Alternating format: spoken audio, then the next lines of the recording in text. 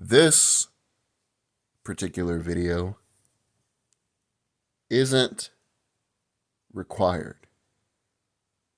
It's extra credit. It's not the steak or even the mashed potato, but it's the gravy on top of the potato. We all know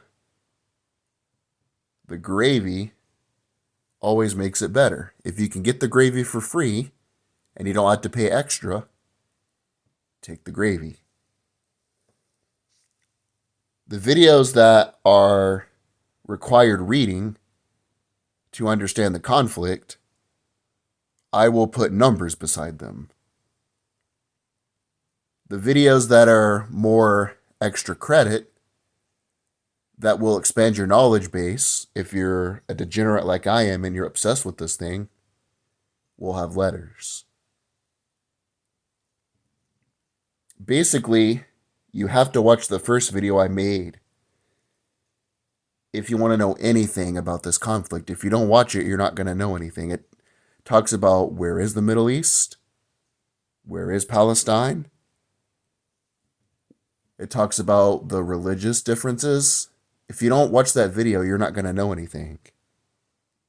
This video, on the other hand, is for degenerates like me who want to know every nook, every cranny, every single thing they can possibly know about these regions. This video is going to talk about the rulers of Palestine/Israel. The first period that was documented was called the Ancient Period. Palestine was inhabited by several indigenous peoples, and the first were the Canaanites. Now, the Canaanites are mentioned in the Bible. They are the people who rule the land that are wicked and are defeated by the Israelites. The Canaanites, interesting enough, actually were not one unified group. It wasn't like they were the Roman Empire or the Greek Empire. They were nomadic tribes, more or less. They were more of farming communities. They were basically just different tribes instead of an organized political unit. After the Canaanites, you have the Philistines. I can't remember if I mentioned it in the first video that I did, but the name Palestine actually comes from the Philistines. Herodotus, the father of history, the first historian who was from ancient Greece, called it Palestine, which is a Greek translation of the word Philistine. The Philistines, like the Canaanites, were enemies of the Israelites. But unlike the Canaanites, they had formidable, organized political units. They controlled a few cities, including Gaza, and their military might was strong in the region. The most famous account of this comes from the Hebrew Bible, where it talks about David versus Goliath. And Goliath was a giant who was a Philistine. Now, to make the story short, I'm sure most of you are familiar with that story if you're in the West. Goliath was a giant, 9 feet tall. David was a shepherd boy who came from humble beginnings. King Saul, who ruled Israel at the time, was afraid to fight Goliath. David decided to fight Goliath. He shot him with a slingshot and killed Goliath. And everybody uses that analogy now. In sports, they use it in all kinds of areas to describe great upsets. But that's who the Philistines were. And then, of course, the Israelites. And then it was ruled by various empires, such as the Egyptian, the Assyrian, the Babylonian. Now, the Babylonian Empire was pretty interesting. So, they wanted to stop rebellions from happening in their regions. They had a policy where they would take people in those regions and move them. And that's where the book of Daniel comes from. The Babylonians take over Israel and they put the Jews into exile, into Babylon. They are then forced to acquiesce to Babylonian culture, eat Babylonian food, and they lose their hegemony as Jews. A couple interesting things about the Babylonian Empire. The first legal code comes from the Babylonian Empire. Hammurabi, it's called the Code of Hammurabi, and it's a legal code that has codes, statutes, and laws that you must abide by. The Hanging Gardens that were created by Nebuchadnezzar II were one of the 7 wonders of the ancient world. The Babylonian Empire started off as a city that rebelled against the Assyrian Empire.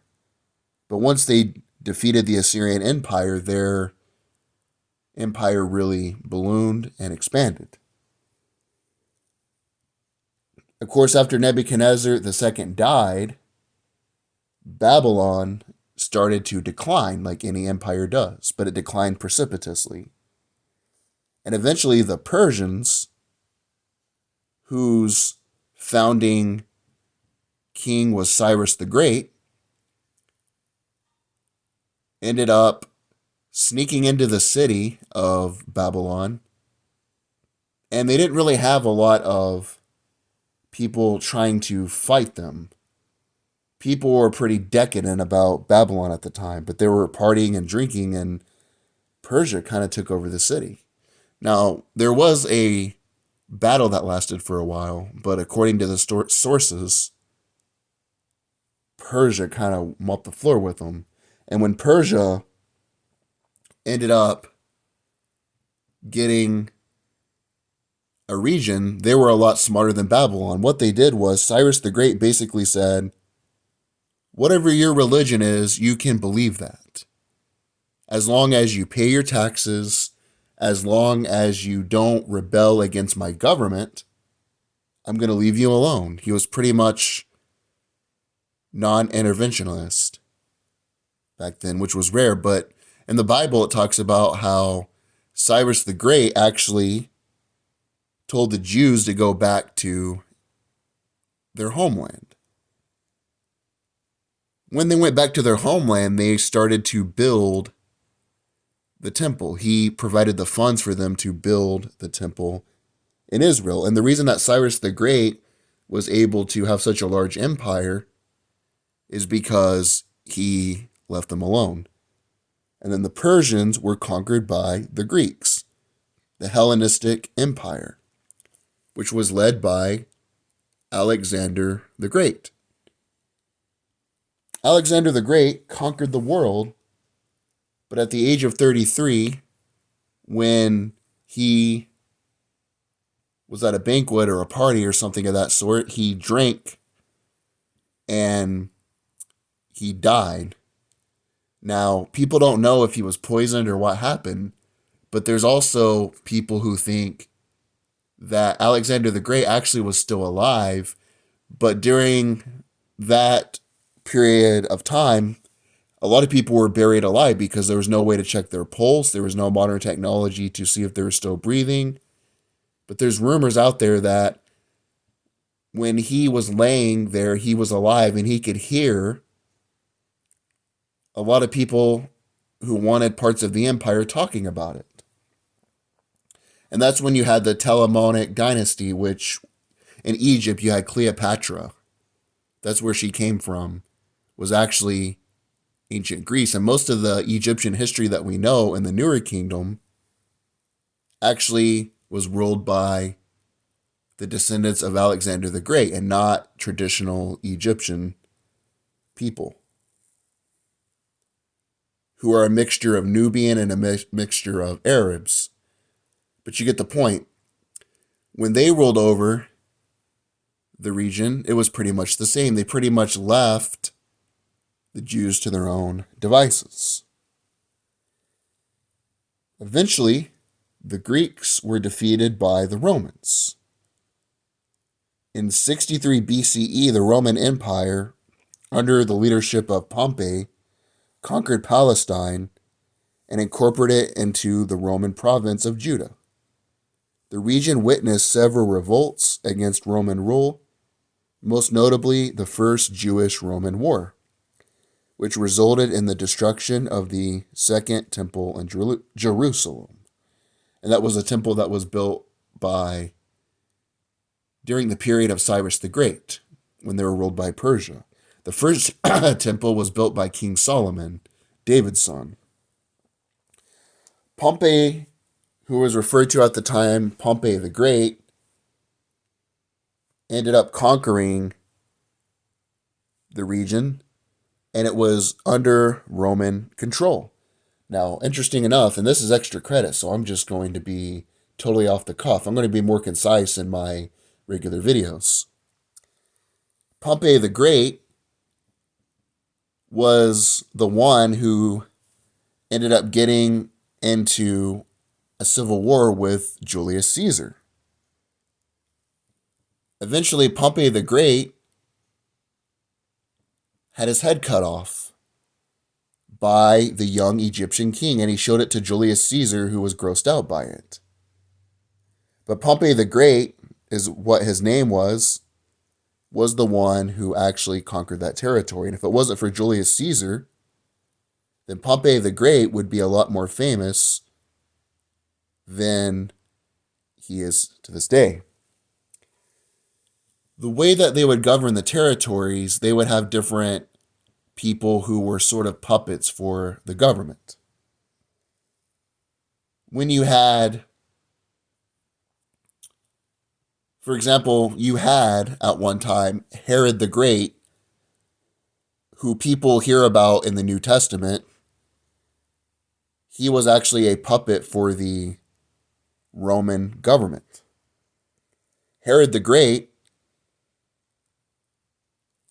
although in the Bible it talks about how he wanted to kill all the firstborn, there's no documented evidence of that outside of the Bible. And again, I'm just trying to be right down the middle, unbiased. If you have anything that contradicts me, I want to read it. Josephus, who was really close friends with Herod the Great, wrote everything about him, and that's where most of our modern knowledge comes. I read a book about it a couple years ago. It's very fascinating about Herod the Great. And it was a more secular account than a biblical account. In this account, it talked about how Herod the Great, this dude was insane. He lost his wife. He put her head in a jar, and he would talk to it like it was alive. He actually had some accomplishments, though. In the beginning, he actually wanted to help the Jews rebuild the temple. He let them rebuild the temple, and he actually built a city, and I forget the name of it. Again, this is all from memory. I barely have any notes. I just have the names of the empires. I don't have the details. This is all from my memory. He actually built a city that to this day is one of the largest ports and one of the best economic cities. He actually had some successes, but the Jews never accepted him because they wanted a Jewish ruler over them. And he always felt inferior to the Jews. And it's crazy. This dude died in the worst way ever. Like, I'd rather be buried alive. He got gangrene on his testicles. And he ended up, his flesh ended up rotting, and that's how he died. So this dude was just crazy. So it really depended on who the emperor of Rome was, how they ruled the Jews. When Augustus Caesar was the leader, he left everybody alone. When Tiberius, who was the second emperor, was in power, he left them alone. During the time of Jesus, when Jesus was being born, Rome actually kind of left Jerusalem alone. Tiberius, and this dude was really weird, like he was a total introvert. He spent years and years just in total isolation, even though he was the ruler of Rome. And there's rumors that he was into, younger boys, but I don't want to get into that right now. That's speculation. But he would spend hours and hours alone. But pretty much he told Herod the Great, don't offend the Jews, let them believe how they want. He kind of didn't care about him. He was kind of just worried about being in isolation. But when you had evil emperors like Nero or Caligula, they were a lot more evil towards the Jews. Nero's the one who watched Rome burn, and according to legend, he was playing a fiddle. Who knows if that's true or not? But they started persecuting Christians when Nero was in power, and that's when a lot of Christians believe that Paul the Apostle was killed. Apostle Paul. So you had that. But eventually, Western Rome fell to the barbarians, to the Horids, to the Huns, and all these other different tribes, the barbarians. And they called them barbarians because they didn't understand how they talked, and they said they sounded like bar, bar, bar, and that's where barbarian comes from. But the Eastern Roman Empire was called the Byzantine Empire. It actually ruled for over 1,000 years. The Byzantine Empire was really Christian because Constantine the Great, who was an emperor of Rome, was very religious himself. And he changed the empire from pagan to Christian. And as a result, the Byzantine Empire became the dominant power in Palestine. And it lasted until the 7th century when the region was conquered by Arab Muslim armies. Constantinople, which is modern-day Istanbul, which is in Turkey, was actually the capital of the Byzantine Empire. There's actually a really interesting docuseries on Netflix that shows this. It's pretty right down the middle, and it kind of shows both sides, but it shows how Byzantine fell. The city of Constantinople, rather, fell to the Ottoman Empire, and it's pretty interesting. And that's when you had the rise of Islam. In the 7th century, during the Islamic expansion, Arab Muslim armies, led by the Caliphate, conquered Palestine. Jerusalem, in particular, gained religious significance in Islam as the third holiest city after Mecca and Medina. Over centuries, Palestine remained under various Islamic dynasties, including the Abbasids, the Fatimids, etc. And I probably butchered that. But so this is when Muhammad had his revelation in the 7th century BC. That's when Islam became a religion. After he died, you had the caliphates who took power after Muhammad passed away. And they ended up leading militaries, and they conquered most of the region and most of the area. This was considered the golden age of Islam. A lot of modern medicine, a lot of astronomy, a lot of mathematics, a lot of inventions and stuff that we have to this day actually came from the golden age of Islam. And what's interesting about that is that in Baghdad, you actually had the first hospital that had universal health care for its citizens. So there's a lot of interesting things about that. Then you had the Crusaders. During the 11th to 13th century, the Christian Crusaders launched a series of military campaigns known as the Crusades to reclaim the Holy Land, including Palestine, from Muslim control. The Crusades established several Crusader states, including the Kingdom of Jerusalem, which ruled over parts of Palestine intermediately. What's interesting is the Crusades lasted centuries, from 11th to 13th century. And one of those Crusades actually was the King of England, King Richard. King Richard cared more about liberating land for Christianity than he did actually ruling the empire. And that's why John, who was the evil king, ended up taking power in England, who signed the Magna Carta. But King Richard, he actually got killed because he was always gone fighting all the time. And in the Robin Hood movie, that's who it refers to. You have John, and then you have King Richard. And King Richard fought in the Crusades. And after that, you had the Ottomans, who ruled. But I'll get it. Okay, so I'll get more into the Ottomans a lot more in the next video, because when the Ottoman Empire fell, that's really what caused all of this situation to expand. So I'll just skip the Ottomans for now, because I'm going to have tons of videos on them. After the Ottomans fell, you had the British Mandate, and I'm going to spend a lot of time on that in the modern era. So basically what I'm going to do is in the next video, I'm going to really analyze the Ottomans, the territory, and then how the British made the modern Middle East. And that part is more important than the rest. The rest is just kind of extra credit. I'm just a history nut. I'm a history nerd, whatever you want to call it, and kind of a fanboy of that. But that's all I got for this one. In the third video, I will delve more into the Ottomans and the British Mandate.